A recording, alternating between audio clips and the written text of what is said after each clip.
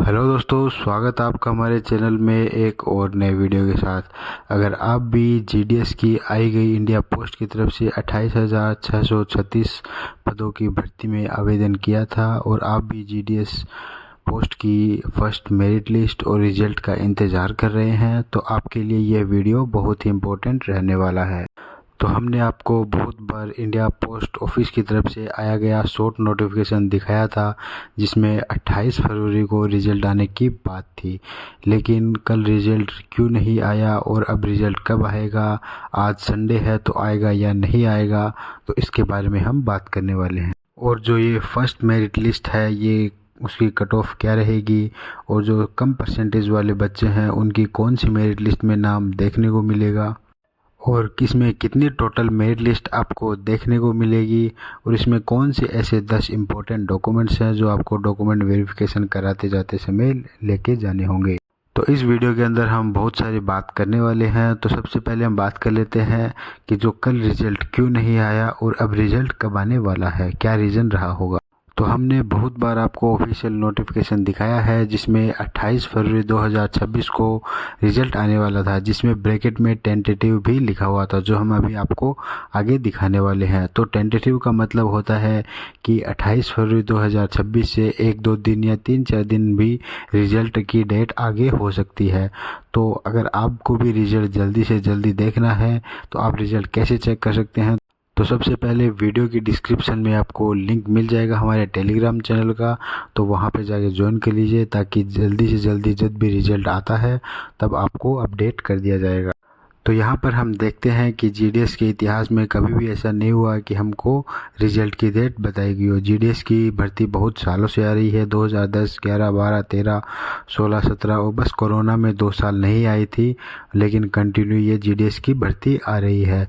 लेकिन इस बार भर्ती में जैसे रजिस्ट्रेशन और अप्लाई की प्रोसेस भी अलग अलग कर दी गई है और उसमें करेक्शन और एडिट की जो प्रोसेस थी, पहले 3 दिनों का टाइम मिलता था, इस बार एक दिन घटा के 2 दिनों का टाइम मिल रहा है। और इस बार आपको रिजल्ट की डेट भी पहले ही बता रही है। जैसे लास्ट टाइम के रिजल्ट की बात करें तो जब भी आपके पूरे एप्लीकेशन फॉर्म भर गए थे उसके 13 दिन बाद में आपकी फर्स्ट मेरिट लिस्ट आई थी। लेकिन इस बार अगर रिजल्ट जल्दी आ जाता, 28 तारीख को आ जाता, तो इस बार बहुत बड़ा रिकॉर्ड बन जाता।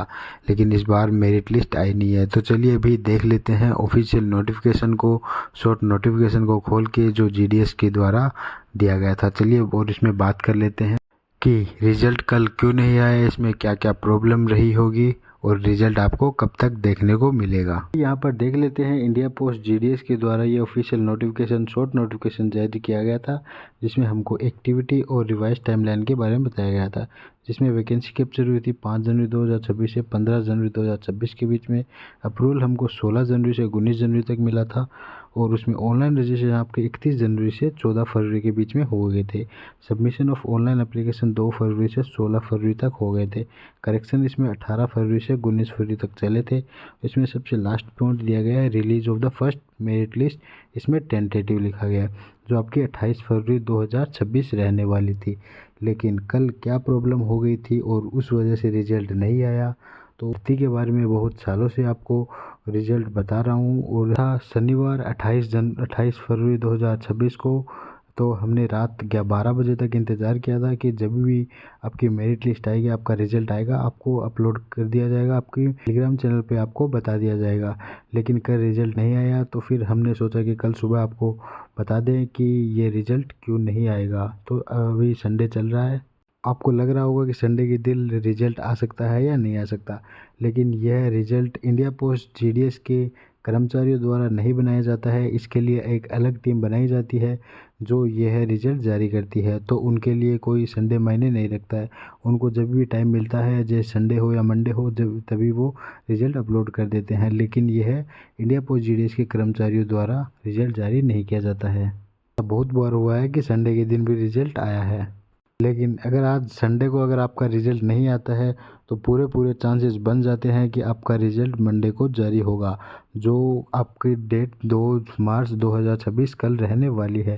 क्योंकि बहुत बार ये अभी हम मान सकते हैं कि वीकेंड भी चल रहा है, संडे भी है, तो इस वजह से आपका रिज़ल्ट नहीं जारी हुआ हो। लेकिन कल मंडे है तो इसके बहुत ज़्यादा चांसेस 99% चांसेस बन जाते हैं कि आपके रिज़ल्ट जारी हो जाए। और इसमें बहुत सारे इश्यूज आ सकते हैं जिसकी वजह से भी रिज़ल्ट डिले हो जाएगा, क्योंकि इस बार फॉर्म भी ज़्यादा भरे गए हैं और तो उसकी वजह से सॉफ्टवेयर पर अपलोड ज़्यादा लोड पड़ जाए या सॉफ्टवेयर में कोई प्रॉब्लम हो जाए तो उसकी वजह से भी रिज़ल्ट डिले हो सकता है। जैसे मेरिट लिस्ट कितने कितने दिनों के टाइम से आएगी उसके बारे में देख लेते हैं। जैसे बात करते हैं, जैसे भी आपकी फ़र्स्ट मेरिट लिस्ट आती है वो जैसे कल आ जाती है तो उसके बाद में 15 दिन आपको डॉक्यूमेंट वेरिफिकेशन कराने के लिए जाना होगा और उसके बाद में 6 से 7 दिन टाइम लग जाते हैं जीडीएस को, इंडियन पोस्ट ऑफिस को नया रिजल्ट जारी करने में। तो आपके मान के चले तो कम से कम 22 से 23 दिन लग जाते हैं एक नया रिजल्ट जारी करने में। तो जैसे कि अभी आज 1 मार्च को रिजल्ट जारी हुआ है तो आपका दूसरी लिस्ट आ सकती है 24 या 25 मार्च तक। तो ऐसे ही अगर हम जून जुलाई तक बात करते हैं तो आपकी 5 से 6 मेरिट लिस्ट आ सकती है। अब जब भी नई भर्ती आएगी इंडिया पोस्ट जीडीएस की, अगर वो भर्ती जुलाई तक आती है तो आपकी 5 से 6 मेरिट लिस्ट आपको देखने को मिलेगी। और अगर जैसे जैसे ये नई भर्ती की डेट बढ़ती जाती है, जैसे अगस्त में आती है तो आपकी 6 से 7 मेरिट लिस्ट आपको देखने को मिलेगी। तो जैसे जैसे जब तक इस जीडीएस की नई भर्ती नहीं आती है आपको इस भर्ती की मेरिट लिस्ट देखने को मिलेगी। तो आपका रिज़ल्ट आज तो आया नहीं, क्योंकि आज पता नहीं संडे की वजह से प्रॉब्लम हो गई होगी। यहाँ पे टेंटेटिव लिखा हुआ है, तो अगर आपका संडे की वजह से अगर आपका रिज़ल्ट नहीं आया है तो आपको मंडे को यानी कि 2 मार्च को आपको रिज़ल्ट देखने के 99% चांस हो जाते हैं कि आपको देखने को मिल जाएंगे। तो चलिए अभी बात कर लेते हैं ऐसे कौन से 10 डॉक्यूमेंट्स हैं जो आपको डॉक्यूमेंट वेरिफिकेशन करवाते जाते समय लेके जाने होंगे। चलिए अभी बात कर लेते हैं डॉक्यूमेंट वेरिफिकेशन के दिए गए निर्देश। यह लिस्ट आपको जब भी आप डॉक्यूमेंट वेरिफिकेशन के लिए जाओगे तो आपको इंडियन पोस्ट ऑफिस के बाहर आपको देखने को मिलेगी। तो यहाँ पर लिखा हुआ है सभी कंडीशन में लिखित दस्तावेज ओरिजिनल और उसकी दो को फोटोकॉपी लेकर ही अंदर प्रवेश करें तथा सभी फोटोकॉपी सेल्फ अटेस्टेड होनी चाहिए और फॉर्म भरते इसमें जो सिग्नेचर किए थे वैसे ही सिग्नेचर सभी फोटोकॉपी पर होनी चाहिए। यानी आप जब भी डॉक्यूमेंट वेरिफिकेशन के लिए जाओ तो आपको ओरिजिनल सर्टिफिकेट लेके जाना है, तो उनकी दो फोटोकॉपी साथ में लेके जानी है और उन पर जब भी आपने फॉर्म भरते इसमें जो सिग्नेचर किए थे वही सेम सिग्नेचर आपको करने हैं। तो चलिए भी बात कर लेते हैं कौन से ऐसे 10 डॉक्यूमेंट है जो आपको साथ में लेके जाने हैं। सबसे पहले आपको आधार कार्ड और उसकी 2 सेल्फ अटेस्टेड कॉपी, आपकी 10वीं की सर्टिफिकेट और उसकी 2 फोटोकॉपी, आपकी पैन कार्ड लेके जाना उसकी 2 फोटोकॉपी। अगर आपके पास पैन कार्ड नहीं है तो आप अभी से अभी अप्लाई कर दीजिए और आपको उसकी जो रिसिप्ट आती है वो साथ में लेके जानी होगी। तो आपको वहाँ पर थोड़ा टाइम मिल जाता है कि आप दोबारा वेरिफिकेशन करवा सकते हैं।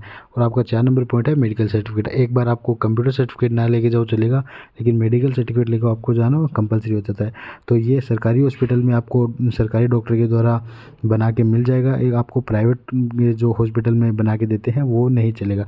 इसके बाद में कास्ट सर्टिफिकेट मिल जाता है, कास्ट सर्टिफिकेट उसकी 2 फोटोकॉपी। कास्ट सर्टिफिकेट ओबीसी और SC/ST कैटेगरी के लिए बनाया जाता है तो वो भी आपको लेके जाना है। मोबाइल फ़ोन OTP के लिए मोबाइल नंबर वही होना चाहिए फॉर्म भरते समय आपने दिया था।